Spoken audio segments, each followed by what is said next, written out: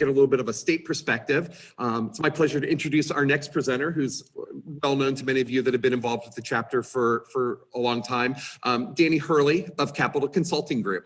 Danny began his career in the Columbus office of former U.S. Senator George Voinovich.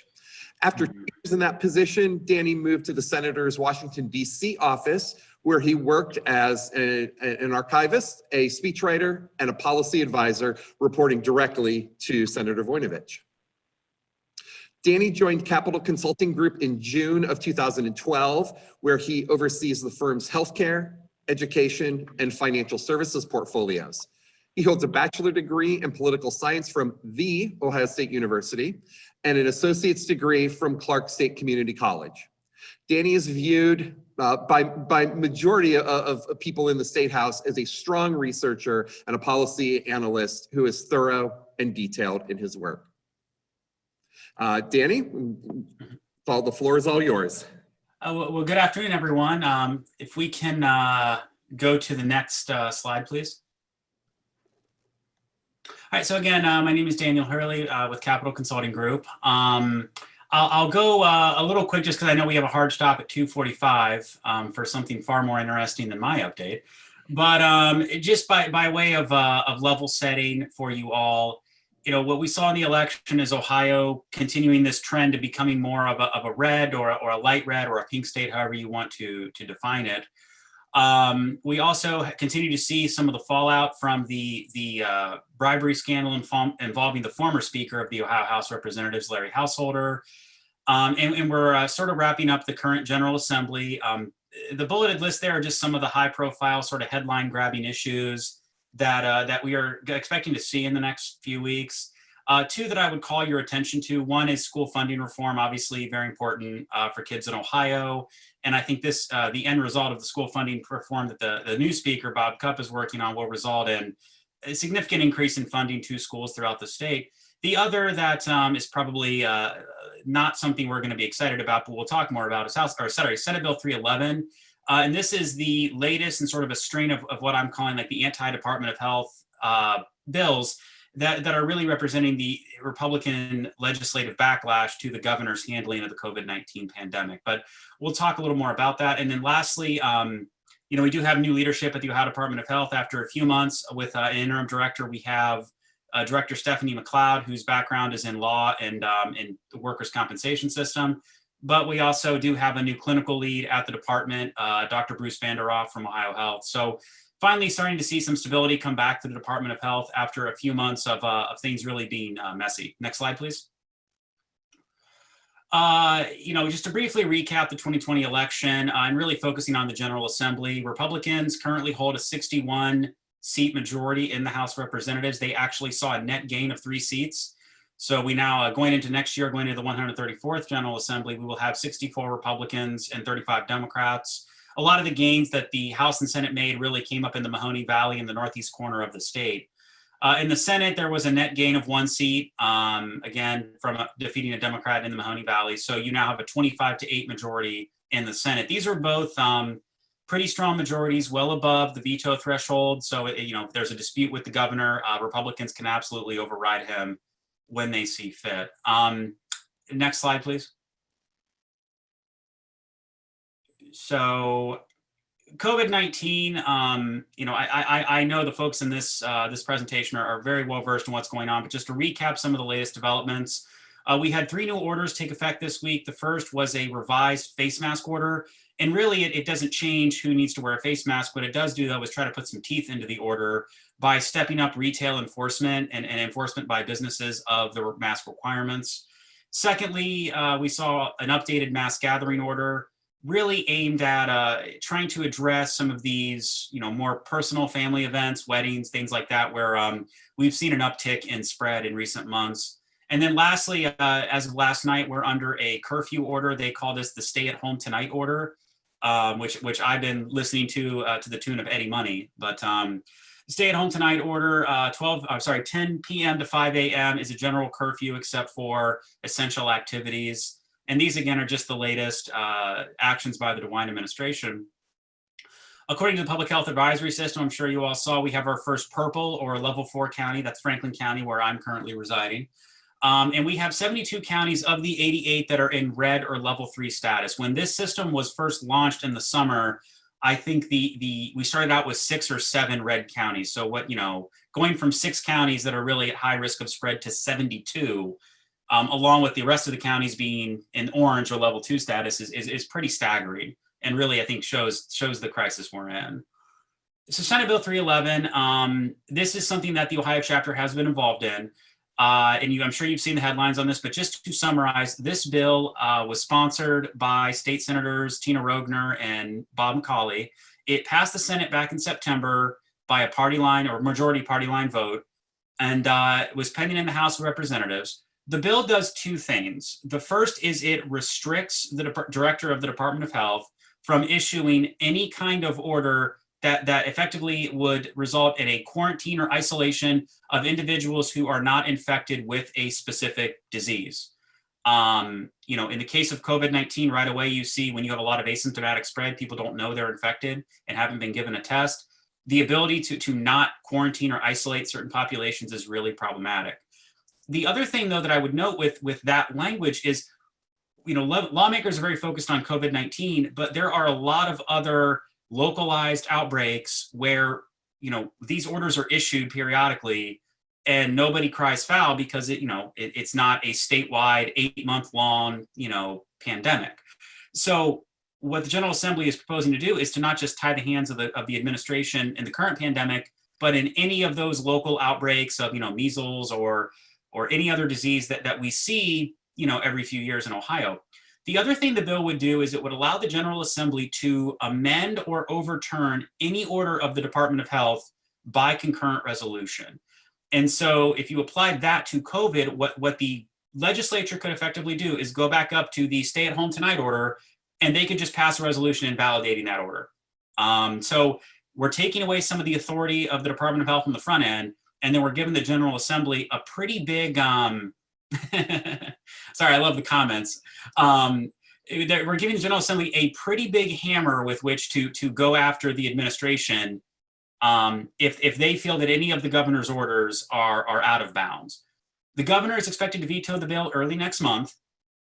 From there, it gets a little murky. If you look at how the votes in the House and Senate, there are enough votes to override that veto, and the bill would take effect in 90 days. So sometime in mid-March, these new powers would come into play. But I'm not convinced that the Senate President and the House Speaker are gonna actually bring it up for a veto override. I think that's a very provocative step for the legislature to take. The other thing, and I say this, a little bit tongue in cheek, is there's a chance that we may not actually have 61 Republicans in the next couple of weeks. There is a growing number of COVID cases in the General Assembly among the staff.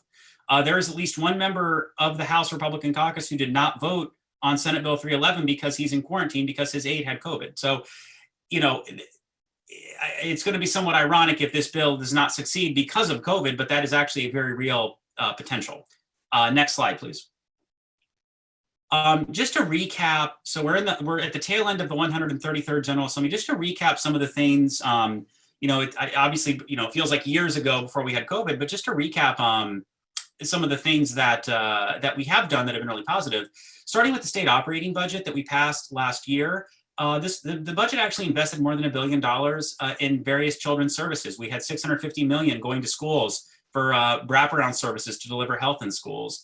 We had tons of new initiatives within Medicaid, new initiatives, new spending within the Department of Health. Things like lead abatement, telehealth. It was really a positive budget, and really was the governor following through on his commitment to prioritize kids. So the budget was great. We also had tobacco 21 language, statewide tobacco 21 language included in the budget. So, we started this General Assembly off feeling great about where we were. We also have had a couple of really positive bills that have been enacted. House Bill 11, this was a broad bill to address infant mortality and tobacco cessation. It was signed into law earlier this year. Also, House Bill 12, this creates Children's Behavioral Health Network. This is largely a group of clinicians and experts who will provide guidance to the state on future behavioral health needs for kids in Ohio. Again, signed by the governor, and it's in effect. And then at the onset of the COVID-19 pandemic, we actually worked with a number of other physician groups and hospitals on House Bill 606, which was enacted, and this bill would grant limited civil immunity to providers who are working during the pandemic. And this really is meant to protect providers who are, whether it's you're moving to a different department in the hospital because, the need is there, or, maybe you're in a children's hospital, but your hospital is triaging some adult patients in the ICU because the nearby adult hospital is at capacity. This bill makes sure that you are protected from any kind of frivolous or targeted lawsuit in those extreme situations. So this is really a positive bill, and hopefully it's not something anyone on this panel has to deal, or on the presentation has to deal with. We've been very active in terms of supporting legislation, of testifying pre-COVID, that is, testifying at the General Assembly. And lastly, we've done a great job of playing defense. We had a couple of anti-vaccine bills that early on had a lot of noise, and we were able to beat those back. We've also been able to defend against any kind of harmful scope of practice expansions. And so I'll say this, and I hope I don't regret it, but it looks like, we haven't really had any losses. I mean, if we can hold the line on Senate Bill 311, I think we're going to come out of this General Assembly in good shape. So next slide, please. So in terms of the things we're going to be working on in lame duck, and these are just kind of the big sort of high profile healthcare issues. House Bill 388, this is legislation to address surprise billing or unanticipated out-of-network costs. Not something we see a lot in pediatrics, but certainly something the broader healthcare community is very engaged in. The bill is pending in the Senate, and I think has a really good shot at getting to the governor's desk this year. Also, House Bill 679, this is a bill that deals with telehealth. It's passed the House and should get to the governor as well once it clears the Senate. And what it does is it codifies a lot of the expansions of telehealth we've seen with the Department of Medicaid. So that is, I think, a really positive bill. I think one of the silver linings of the pandemic is we have seen finally, payers embrace telehealth. And what 679 would do is just protect a lot of those gains so that eventually when we're through the pandemic, we still have the ability to use telehealth in a way that you all might see fit. Senate Bill 97, price transparency. This issue I could talk about for an hour. What I will say is there is a decent chance that the General Assembly finally does something on what they call healthcare price transparency. And this is the version of the bill that we have worked on with the State Medical Association, the Hospital Association, and the Children's Hospital Association. So it's passed the House, or passed the Senate rather, should clear the House. And like I said, this is the, if there are any questions in this one, I'm happy to lay them out for you if you put them in the chat.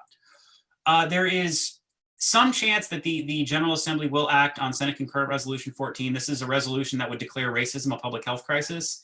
I know a number of localities and counties in Ohio have already done this.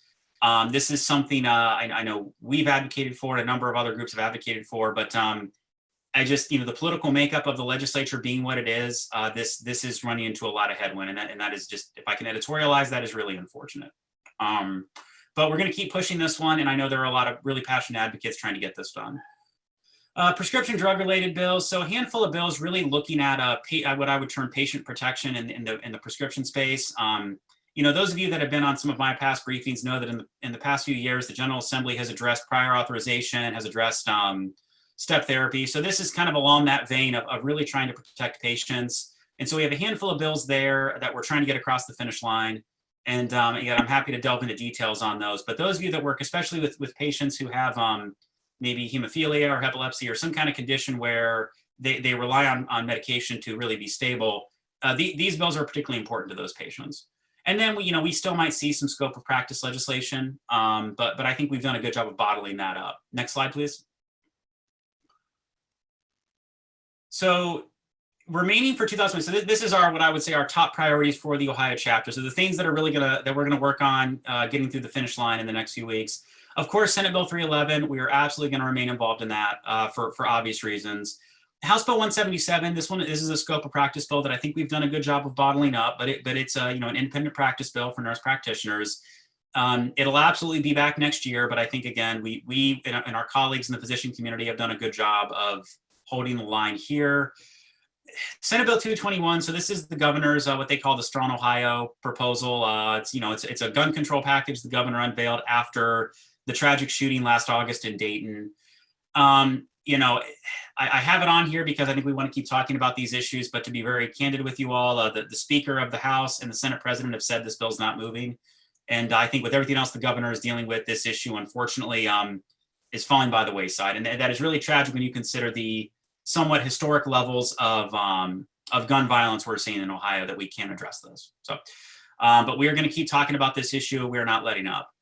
We have a handful of injury prevention bills, some of which have a shot of getting to the governor's desk, except for fireworks legalization, which of course we are doing everything we can to make sure that does not get to the governor's desk. In keeping true to his commitment, the governor has issued a veto threat on that bill. So, those of you that work in that space, Sarah Denny or Dr. Denny, Dr. Cotton, this issue well. This is something that we fight against every year. We are one of the last states that still prohibits the discharge of fireworks. And then lastly, we want to continue to talk immunization policy. We've made some gains in the General Assembly in recent years. We've sort of hit a stalemate on that front. So right now we're just holding the line. But we continue to talk to the DeWine administration, and of course we'll talk to the new leadership at ODH about some of the regulatory and administrative ways we can improve Ohio's immunization rates. Next slide, please. So real quickly, Ohio Department of Medicaid. We've got a lot of changes coming to Medicaid. I want to stress that we're going to talk about this a lot over the next year. The changes Medicaid is pursuing do not take effect until January 2022. So, we have a lot of time to discuss this. We've had a lot of conversations and meetings with Medicaid. But just to give you a hint of, good question, Dr. Price. I will answer that in a minute. So just a quick question or a quick summary of where Medicaid is at is they are looking at a number of different requests for applications or basically new contracts with various vendors. We have a single pharmacy benefit manager. So this is instead of having each managed care plan and Medicaid have their own PBM, we're going to have a single PBM for the entire state. We are going to have a new round of managed care contracts that will generally be more, I would say, patient and provider friendly in terms of how they're going to be constructed.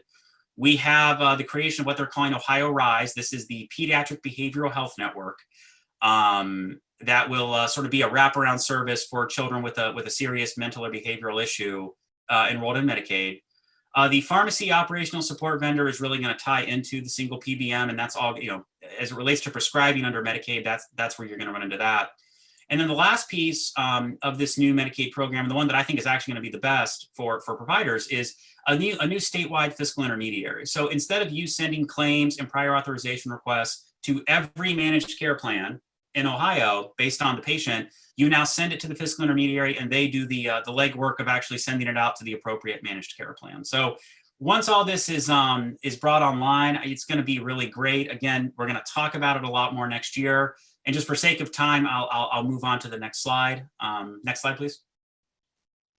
So just to preview where we're going to be at with the 134th General Assembly, the 133rd comes to a close in a couple weeks, and we're going to be moving on to the next General Assembly. We will continue to work on immunization policy, and that's largely going to entail playing defense in the General Assembly, which is, as we noted, is going to be moving a little more conservative. But we do have a lot of opportunity with the DeWine administration to work on updates via the director's journal entry, the director of health journal entry. And so we're going to be doing that. The operating budget, because of the state's fiscal situation, we're probably going to be playing more defense this time around. We want to protect a lot of the investments we made in the previous budget around child health. We also are probably going to have to play defense on Medicaid. Anytime Medicaid is the single largest line item in the state budget. It is about 20% of what Ohio spends money on. And anytime we have a revenue shortfall, that's the first thing legislators want to go after. So we just have to protect Medicaid. Half of Ohio's kids are on it, and we have to hold the line. We have talked about both the Store It Safe initiative and just broader immunization outreach, trying to direct some funding towards those two initiatives. And we'll certainly look for those opportunities. Anticipated legislation, we know we'll see the usual round of scope of practice bills. Some of the prescription drug coverage bills are probably going to spill over into next year. And then we have, the inevitable, the medical freedom or the anti-Department of Health bills. I mean, unfortunately, that issue is not going to go away. And again, it's a lot of playing defense. So that's unfortunately how we're going to start out. That's our posture. Next year is going to be a lot of just playing defense, hold the line. Let's get through the pandemic, and then we can think about where we want to go from there. Next slide, please. Closing thoughts, just a few things to mention. The governor and the DeWine administration continue to be very strong allies. I hope that's come across. We've mentioned his name a lot today. We have big changes coming to Medicaid in 2022, so stay tuned on that. just in terms of the current General Assembly and all we've had to deal with COVID and kind of this anti-science streak that is running through the General Assembly is we haven't really had any major losses. It's generally been a good General Assembly. Senate Bill 311 probably represents the biggest thing that I think we just need to do our part on, and it's going to be a tough fight. COVID-19, I think I mentioned we do have some cases in the General Assembly. It's really changed the legislative temperament and the political climate, as has the, speaker being arrested by the FBI. I touched on this, but just again to reiterate, the incoming General Assembly that we get in January is going to be a little more conservative. And we're just going to have to navigate that accordingly. Lastly, just looking ahead to the 2022 election, we will have new maps for the General Assembly as well as for U.S. Congress, and we are expected to lose a congressional seat. So to Dr. Price, to your question, the voters of Ohio a few years back approved new, more bipartisan processes for redrawing our General Assembly maps and our congressional maps. And so, right now, 12 of the 16 members of Congress from Ohio are Republicans. So you have a 12-4 split there. You have these huge supermajorities in the General Assembly.